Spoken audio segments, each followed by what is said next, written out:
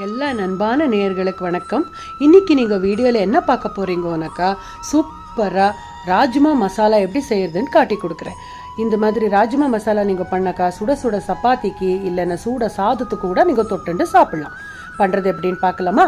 ஒரு வாணலில் 2 teaspoon oil விட்டுட்டு தாளிப்புக்கு ஜீரகம், பட்டை, ஒரே ஒரு கிராம்பு, ஒரு ஏலக்காய், ஒரு துண்டு ஜாவித்ரி சேர்த்துட்டு நல்லா பொறிஞ்ச உடனே ஜீரகம், வெங்காயத்தை சேர்த்துக்கோங்க. 3 வெங்காயத்தை பொடியாக நெருக்கி சேர்த்துருக்கீங்க. முடிஞ்ச அளவுக்கு பொடியாக நெருக்குங்க, அப்போ தான் நல்லா வரும். இல்லைன்னா பேஸ்ட் பண்ணி சேர்த்துட்டு வதக்கலாம்.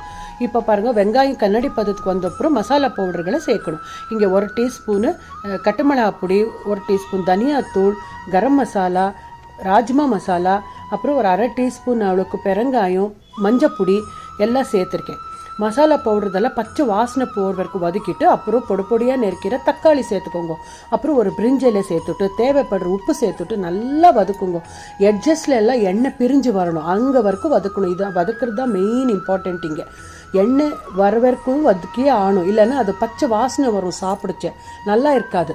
இப்போ பாருங்க, நல்லா வெந்து தண்ணியோட ராஜ்மாவை சேர்த்துட்டுருக்கேன். ராத்திரியே உங்களுக்கு எவ்வளோ தேவைப்படுறதோ அவ்வளோ ராஜ்மாவை ஊற வச்சுட்டு ஒரு பிஞ்சு சோடா போட்டு குக்கரில் 4-5 விசிலுக்கு வேக வச்சாக்கா சூப்பராக வெந்து வரும் ராஜ்மா. அப்புறமா தண்ணியோடு இதுக்கு சேர்த்துக்கோங்க. ஒரு 5 to 10 மினிட்ஸ் நல்லா கொதிக்க விடுங்க. கொதிக்கிச்சு 1 டீஸ்பூன் அளவுக்கு வெள்ளைத்தூள் சேர்த்துக்கோங்க. அப்புறம் ஒரு கொஞ்சோண்டு கசூரி மேத்தின்னு கிடைக்கும், அதை நல்லா க்ரஷ் பண்ணி சேர்த்துக்கோங்க. நல்லா ஃப்ளேவராக வரும் ராஜ்மா மசாலா. கசூரி மேத்தி சேர்த்த உடனே ஒரு 5 நிமிஷம் கொதிச்சா போரும்.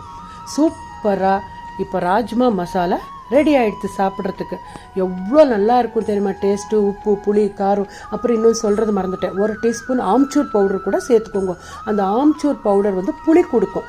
அந்த மசாலா பவுடர் சேர்த்துங்க பாருங்க. அதே டைமில் ஆம்ச்சூர் பொடி கூட சேர்க்கணும். சூப்பராக ராஜ்மா மசாலா சாப்பிட்றதுக்கு ரெடி ஆகிடுது. சுட சுட சர்வ் பண்ணாந்தோ எல்லாரும் சூப்பராக விரும்பி சாப்பிட்றா.